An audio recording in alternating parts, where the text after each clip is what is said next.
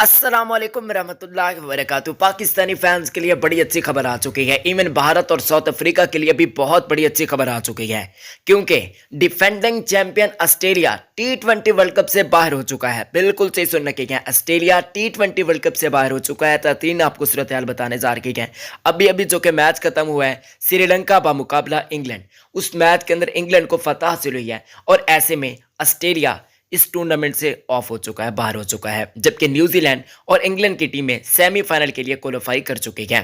अब पाकिस्तान टीम भी इंग्लैंड के खिलाफ खेल सकता है। वैसे आपको क्या लगता है, ग्रुप ए में तो ये दोनों टीम्स यानी कि न्यूजीलैंड और इंग्लैंड की टीमें क्वालिफाई कर चुकी हैं। ग्रुप बी के अंदर आपके ख्याल में कौन सी ऐसी दो टीम्स हैं जो सेमीफाइनल के अंदर क्वालिफाई करेंगी? जरूर अभी कभी कमेंट्स में बताइएगा। नाजरीन कराम, आपको बताते चलें कि पाकिस्तान टीम का कल मैच है, जो कि पाकिस्तान टीम ने बांग्लादेश के खिलाफ खेलना है। अगर ये मैच पाकिस्तान जीत जाता है, उधर से अफ्रीका और नीदरलैंड वाला मैच बारिश का शिकार हो जाता है, एक एक पॉइंट दोनों टीम्स को मिलता है या फिर पूरा मैच होता है।